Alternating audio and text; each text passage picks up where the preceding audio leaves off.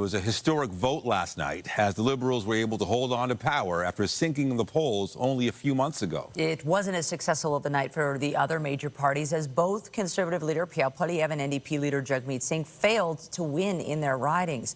Let's take a look at the seat count as it currently stands. Some races are still too close to call. The Liberals are leading or elected in 168 ridings, shy of that 172 seats needed for a majority. The Conservatives sit at 144 seats, the Bloc with 23. The NDP falling significantly with just 7 seats, and the Greens with 1. The Liberals also leading the way in the popular vote with 44% support, followed closely by the Conservatives at 41%. Both the Bloc Québécois and the NDP sit with 6% support. CTV's Natalie Johnson joins us now live with a deeper dive into the results here in the city. Natalie. That's right, Nathan. The vote-rich 416 was instrumental in Mark Carney's win last night. The Liberals did lose 1 seat in the 416, but many of the possible swing ridings stayed red. Toronto ultimately helped keeping the Liberals in power. Fortress Toronto stayed strong for the Liberals last night. Despite some tight races, the red team pulled off a near sweep of the 416. We are painting Toronto red! Former Deputy Prime Minister Chrystia Freeland, whose dramatic resignation from Justin Trudeau's cabinet back in December set in motion the series of events that led to this snap election, easily held on to her University Rosedale seat. While in neighboring Toronto St. Paul's, a dramatic rematch. Leslie Church taking back the seat for the Liberals. We need to be building a strong country, a sovereign country.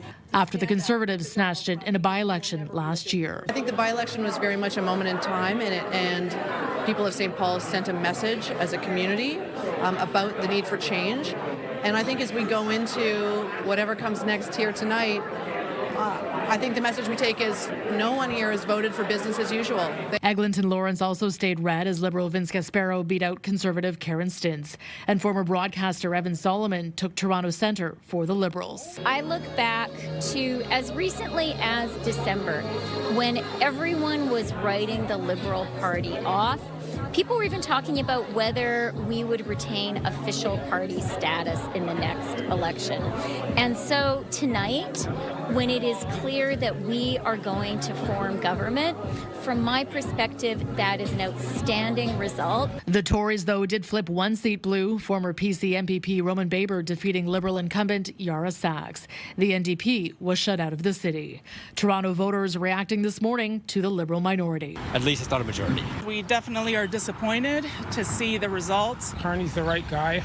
I think he's, especially with the whole tariff things going on, I think that he's the one that's is going to take on the challenge. Lost all faith in humanity with the Liberals. I just didn't want a majority for any of the main parties, so I just hope that that country can come together. I think that's most important, regardless of who won. Vote-rich Toronto blocking Conservative hopes of a bigger breakthrough. Red ridings helping steer the Liberals into a 4th term in power.